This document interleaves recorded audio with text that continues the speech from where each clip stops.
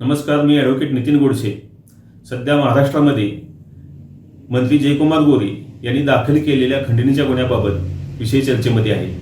त्यामध्ये जयकुमार गोरे यांनी पत्रकार तुषार खरात यांच्याविरुद्ध दहिवडी पोलीस स्टेशनला खंडणीचा गुन्हा दाखल केलेला आहे आणि त्यामध्ये तुषार खरात यांना अटक होऊन 2 वेळा पोलीस कोठडी देण्यात आली आणि त्या पोलीस कोठडीमध्ये पोलिसांनी तुषार खरात यांच्याविरुद्ध चौकशी केलेली आहे.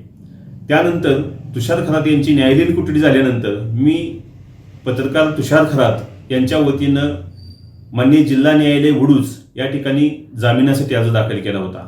त्या जामीन अर्जाच्या कामामध्ये पोलिसांचे पेपर्स, कागदोपत्री, शिवाय आम्ही दाखल केलेली कागदपत्र, तसेच दोन्ही बाजूंचा युक्तिवाद ऐकून जो निर्णय घेतला आहे त्यामध्ये तुषार खरात यांना माननीय न्यायालयाने जामीन मंजूर केलेला आहे. त्यामध्ये माननीय न्यायालयाने जामीन मंजूर करत असताना पोलिसांनी कुठल्याही गोष्टीची खातरजमा न करता किंवा स्वतः मंत्री महोदय गोरे यांनी कुठल्याही गोष्टीची खातरजमा न करता तुषार खरात यांच्याविरुद्ध फिर्याद दाखल केलेली आहे.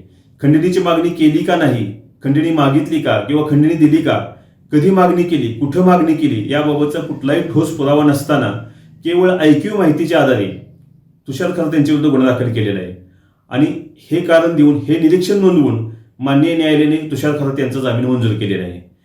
मंत्री महोदय यांचे हे सध्या मंत्री असल्यामुळे त्यांच्या प्रभावाखाली येऊन पोलीस यंत्रणा तुषार खरात व महिला या दोघांना इतर लोकांची नावे घ्या असा दबाव आणत आहे. त्याबाबत देखील आम्ही न्यायालयाला लेखी स्वरूपात कळवलेलं आहे.